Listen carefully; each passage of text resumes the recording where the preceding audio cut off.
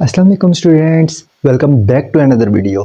मेरा नाम मोहम्मद एजाज़ है और आप देख रहे हैं the world of physics and mathematics. तो स्टूडेंट्स, आज हम उसी पैरेललोग्राम्स एंड ट्रायंगल्स वाले चैप्टर का एक और थ्योरम लेकर आए हैं, जो है थ्योरम 11.1.2। तो स्टूडेंट्स, ये छोटा सा थ्योरम हमें क्या कह रहा है और हम इसको कैसे प्रूव करेंगे, चलिए आइए देखते हैं। तो इसकी स्टेटमेंट में कहा गया है कि if two opposite sides of a quadrilateral, कि आपने एक क्वाड्रिलेटरल लिया। क्वाड्रिलेटरल क्या होता है? जिसके चार कोने और चार साइड्स होती हैं, ठीक है। यानी कि जैसे मैंने ये एक बनाया हुआ है, ये क्या है? ये क्वाड्रिलेटरल है, ठीक है। इसके चार कोने, ये चार साइड्स हैं हमारे पास। क्वाड जो होता है, क्वाड का मतलब होता है फोर। जैसे हम क्वाड्रेंट भी कहते हैं, यानी कि हमने क्वाड्रेंट ड्रा किए, यानी कि ये हमने कहा तो ये फर्स्ट क्वाड्रेंट है, ये सेकंड है, ये थर्ड है, ये फोर्थ है, ठीक है। तो क्वाड्रेंट भी यही होता है। क्वाड का मतलब क्या है? चार है, यहाँ से भी हमें ये बात पता चलती है। तो क्या है कि अभी हमने क्या ड्रॉ किया? एक क्वाड्रिलेटरल ड्रॉ कर लिया, ठीक है। और हमने कहा कि अगर उसकी ऑपोजिट साइड जो हैं, उसकी दो ऑपोजिट साइड जो हैं वो क्या हैं? कॉन्ग्रुएंट हैं, ठीक है। यानी कि चलिए मैं यहाँ पर आपको ड्रॉ करके साथ साथ बताता हूँ कि मैंने यहाँ पर एक ड्रॉ किया क्वाड्रिलेटरल, ठीक है। और मैं कहता हूँ कि ये वाली साइड जो है, ये जो साइड ए बी है और ये जो साइड सी डी है, ठीक है। ये साइड और ये वाली साइड, ये साइड जो है ये आपस में बराबर हैं, ठीक है, कॉन्ग्रुएंट हैं और क्या है कि पैरेलल भी हैं। पैरेलल की भी मैंने लास्ट वीडियो में आपको बताया था कि पैरेलल क्या होती हैं। वो लाइंस पैरेलल होती हैं जो कभी भी जाकर जितने भी फासला वो तय करती रहें, इनफाइनाइट डिस्टेंस बेशक वो तय कर लें, बट वो कहीं पर भी जाकर एक दूसरे को मिलती नहीं है, एक दूसरे से मीट नहीं करती, ठीक है, टकराती नहीं है एक दूसरे से। तो वो जो लाइंस होती हैं वो क्या होती हैं? वो पैरेलल होती हैं एक दूसरे के। अब हमने यहाँ पर क्या कहा कि एक हमने क्वाड्रिलेटरल ड्रॉ किया और इसमें अब हमें पता है कि दो साइड्स जो हैं वो आपस में बराबर भी हैं, कॉन्ग्रुएंट भी हैं और पैरेलल भी हैं आपस में, ठीक है। तो अगर वो बराबर भी हैं और पैरेलल भी हैं तो आपने प्रूव ये करना है कि फिर वो क्या होगा? वो पूरे का पूरा जो क्वाड्रिलेटरल होगा वो और कुछ नहीं बल्कि वो आपका एक पैरेललोग्राम होगा, ठीक है। तो अभी चलिए यहाँ पर हम गिवन और टू प्रूफ देख लेते हैं। तो स्टूडेंट्स, सबसे पहले गिवन में आपको यही बात दी हुई है कि एक आपने क्वाड्रिलेटरल ड्रा किया, क्वाड्रिलेटरल आपने ड्रा किया ए बी सी डी के नाम से, ठीक है। और इसमें क्या कहा हुआ है इसने कि टू ऑपोजिट साइड्स, जो टू ऑपोजिट साइड्स हैं, यानी कि ये दो साइड्स आप ले लें बेशक, या फिर आप ये वाली दो जो हैं ये दो साइड्स ले लें, ये अब आपकी मर्जी है। बट हमने क्या लिया? हमने यहाँ साइड ए बी और साइड सी डी ली और हमने क्या कहा कि side A B is congruent with side C D, ठीक है। ए बी जो है वो कॉन्ग्रुएंट है साइड सी डी के और यही ए बी जो है वो पैरेलल है साइड सी डी के, ठीक है। यही हमने गिवन लिख लिया कि एक क्वाड्रिलेटरल हमने लिया ए बी सी डी के नाम से और क्या कर लिया कि उसमें साइड ए बी और साइड सी डी जो हैं ये क्या है? ये आपस में कॉन्ग्रुएंट भी हैं और ये आपस में पैरेलल भी हैं, ठीक है। तो ये बात अब हो गई हमारा गिवन। अब हमने प्रूव क्या करने हैं? प्रूव हमने यही करना है कि इट इज़ अ पैरेललोग्राम, कि ए बी सी डी जो है वो क्या है? वो एक आपके पास पैरेललोग्राम है। तो स्टूडेंट्स, ये बात हमने प्रूव तो करनी है, बट पहले हमें पता तो होना चाहिए कि भाई पैरेललोग्राम होता क्या है। तो स्टूडेंट्स, पैरेललोग्राम वो क्वाड्रिलेटरल होता है जिसकी ये वाली दो साइड्स आपस में बराबर भी हों और आपस में क्या हों कि पैरेलल भी हों। सिमिलरली ये जो क्रॉस वाली ऊपर नीचे वाली जो दो साइड्स हैं ये भी आपस में बराबर भी हों और आपस में पैरेलल भी हों, ठीक है। यानी कि ये दो साइड्स आपस में बराबर और पैरेलल हों। सिमिलरली ये वाली दो साइड जो हैं ये भी आपस में बराबर और पैरेलल हों, ठीक है। तो अब इसने हमें ये तो बताया हुआ है कि ये वाली जो दो साइड्स हैं ये आपस में बराबर और पैरेलल हैं। अब हमने प्रूव करना है कि ये वाली दो साइड जो हैं ये भी आपस में बराबर और पैरेलल भी हैं, ठीक है। और जब हम ये बात प्रूव कर देंगे तो हम कह देंगे कि अब जब चारों साइड्स एक दूसरे के मतलब अब ये दो साइड्स आपस में पैरेलल और कॉन्ग्रुएंट हैं, सिमिलरली ये वाली दो साइड जो हैं ये भी क्या है? ये भी आपस में पैरेलल भी हैं और कॉन्ग्रुएंट भी हैं। तो आपका पैरेललोग्राम यहाँ पर बन गया। तो अब मतलब ये बात प्रूव हो गई कि ये वाला जो था ये क्वाड्रिलेटरल क्या था? ये एक पैरेललोग्राम था, ठीक है। तो अभी आपने यही चीज़, इन्हीं सारी बातों को आपने प्रूव करना है। तो इन सारी बातों को प्रूव करने के लिए हम क्या करते हैं? हम पॉइंट बी को डी के साथ मिला देते हैं, ठीक है। यानी कि ये पॉइंट जो बी है इसको हमने क्या कर दिया? इस डी के साथ मीट करवा दिया। पॉइंट बी को हमने डी के साथ मीट करवाया और फिर उसके बाद हमने क्या किया? उसके बाद हमने इसको एंगल 1 का नाम दे दिया ऊपर वाले हिस्से को, नीचे वाले को एंगल 4 का नाम दे दिया। सिमिलरली यहाँ पर हमने एंगल 3 का नाम दे दिया और यहाँ पर हमने एंगल 2 का नाम दे दिया। ठीक है, ये हमने क्या कर ली, ये हमने कर ली खुद से कंस्ट्रक्शन। अब इसके बाद हमने अपनी इस बात को प्रूव करना था कि ये पैरेललोग्राम है या नहीं है। ठीक है, तो इसको प्रूव करने के लिए हमने क्या किया, इसको प्रूव करने के लिए हमने, अब ज़ाहिर सी बात है यहाँ पर हमारे लाइन लगाने का क्या मकसद था कि ट्रायंगल्स की मदद से, यानी कि इन ट्रायंगल्स की मदद से हम इस पैरेललोग्राम को सॉल्व कर दें। ठीक है, तो हमने क्या कर दिया, ये दरमियान में जब हमने लाइन लगाई तो हमारे पास क्या बन गया, एक हमारे पास ये वाला ट्रायंगल बन गया, ये वाला ABD। ठीक है, ये वाला आपके पास एक ट्रायंगल बन गया। सिमिलरली एक ट्रायंगल आपके पास बन गया CBD। ठीक है, तो आपने क्या करवा लिया, इस ट्रायंगल का और इस ट्रायंगल का आपने आपस में कॉरेस्पॉन्डेंस करवा लिया, यानी कि आपस में मवाजना करवा लिया, कंपेयर कर लिया आपस में। ठीक है, तो आपने क्या किया, in triangle ABD corresponding with triangle CBD, यानी कि ABD और CBD। ठीक है, ये ऊपर वाला ट्रायंगल और ये नीचे वाला ट्रायंगल, तो इन दोनों में अगर आपने कॉमन चीज़ें देखनी है तो स्टूडेंट्स आपको पता है कि इस वाले ट्रायंगल की साइड AB, ये जो नीचे वाली साइड है, और इस वाले ट्रायंगल की साइड CD जो है, ये आपस में क्या है, बराबर हैं। ये बात आपको पता है क्योंकि ये बात तो आपको गिवन भी दी गई है। तो ये बात आपने यहाँ पर पहली बात आपने लिख ली कि side AB is congruent with side DC, और ये बात आपके पास क्या थी, ये बात आपके पास गिवन थी। सिमिलरली अब दूसरी बात हम क्या कहते हैं कि इस वाले ट्रायंगल का, ठीक है, इस वाले ट्रायंगल का एंगल 2 और इस वाले ट्रायंगल का एंगल 1 आपस में बराबर हैं। ठीक है, कैसे बराबर हैं, ये आपस में अल्टरनेट एंगल्स हैं।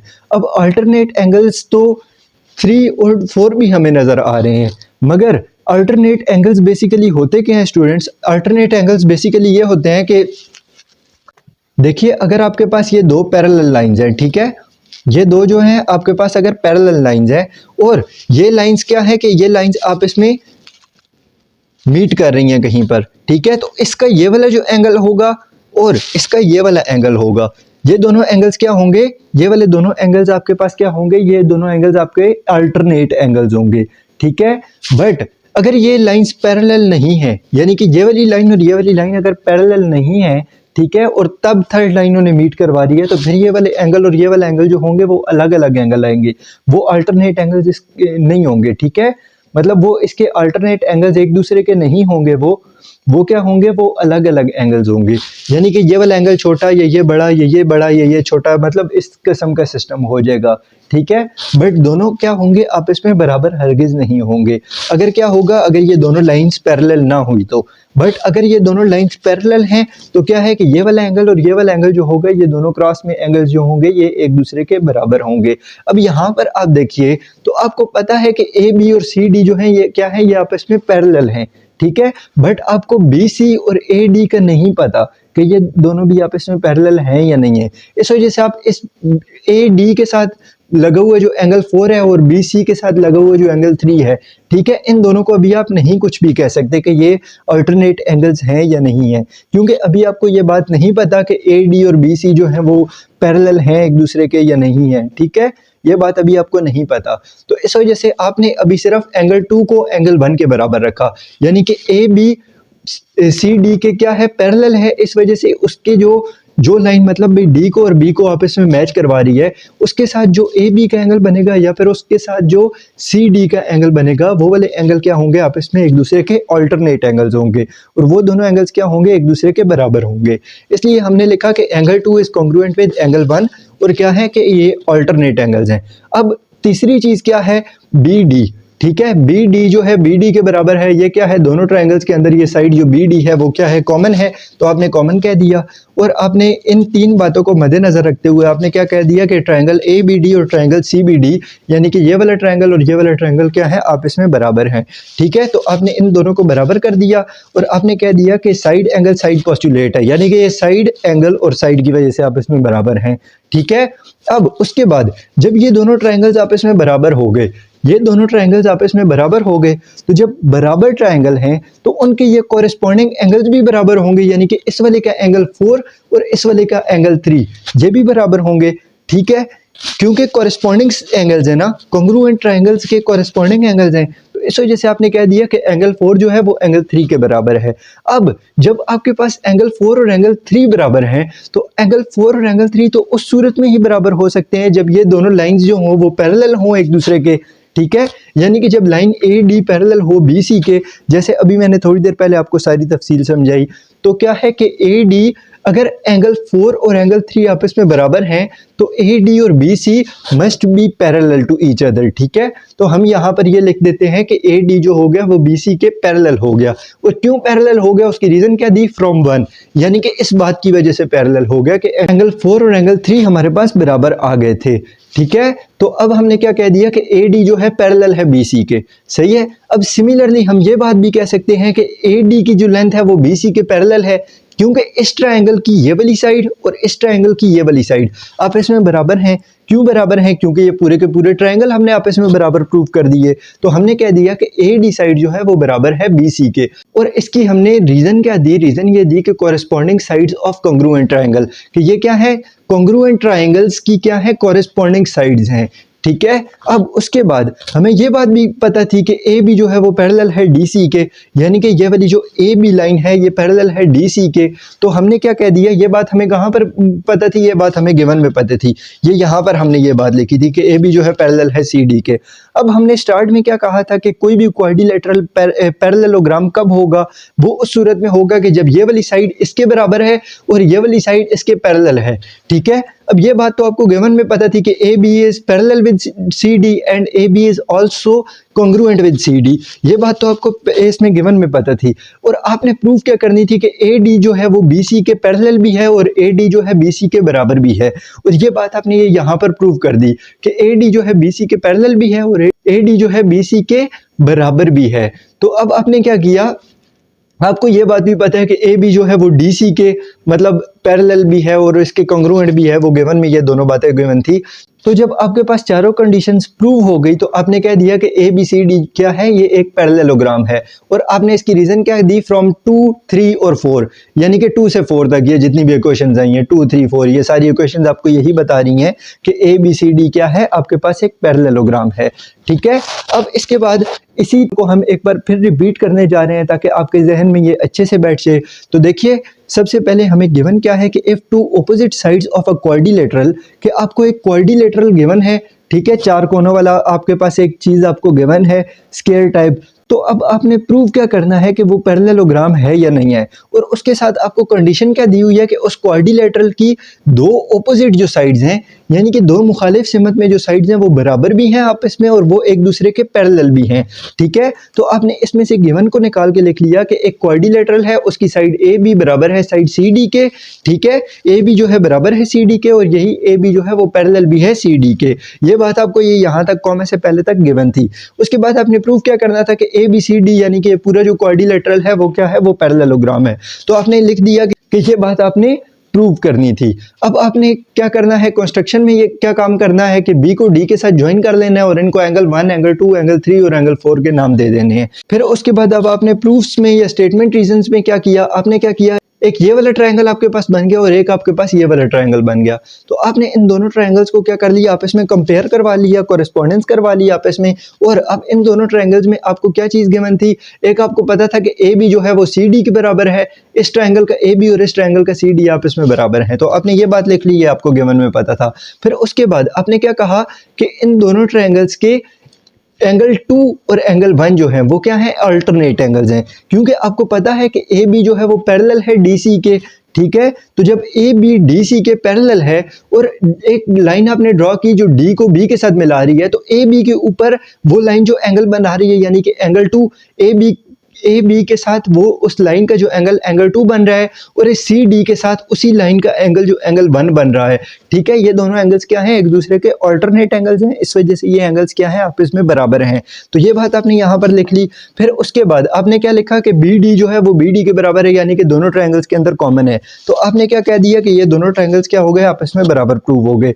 अब उसके बाद जब ये दोनों ट्रायंगल्स आपस में बराबर हैं तो आप कह सकते हैं कि एंगल 3 इसका इस वाले ट्रायंगल का ऊपर वाले ट्रायंगल का एंगल 3 और इस नीचे वाले ट्रायंगल का एंगल 4, ये दोनों भी आपस में बराबर हैं क्योंकि कॉरेस्पॉन्डिंग एंगल्स हैं कॉन्ग्रुएंट ट्रायंगल्स के।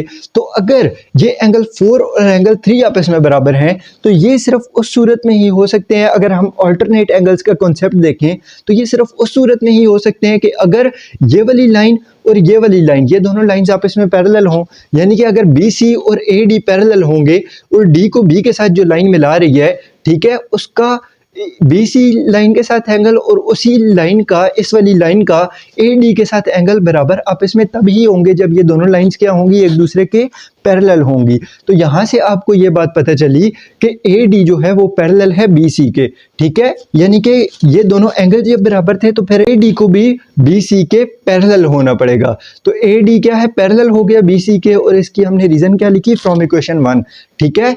And AD congruent to BC, AD BC के बराबर कैसे है, क्योंकि देखिए अगर ये वाला ट्रायंगल और ये वाला ट्रायंगल आपस में बराबर हैं तो इसकी साइड ये वाली और इस वाले की साइड ये वाली, ठीक है, ये दोनों आपस में बराबर होंगी क्योंकि कॉरेस्पॉन्डिंग साइड्स हैं कॉन्ग्रुएंट ट्रायंगल्स की। तो क्या हो गया कि ये आपने इसकी रीजन यही बात दे दी। तो फिर आपको पहले से पता ये भी था कि AB जो है पैरेलल है DC के, ये बात आपको गिवन में पता थी। तो अब इस वाली बात को कि AB DC के बराबर है, AB DC के पैरेलल है, फिर उसी तरीके से AD BC के पैरेलल है और AD BC के बराबर है, इन चारों बातों को उठाकर आपने कह दिया कि ABCD क्या है, एक पैरेललोग्राम है, ठीक है। तो अभी हो गया आपका ये वाला थ्योरम कंप्लीट। इसी के साथ इजाज़त दीजिएगा, बाय बाय, टाटा, अल्लाह हाफिज़, मिलते हैं नेक्स्ट वीडियो में।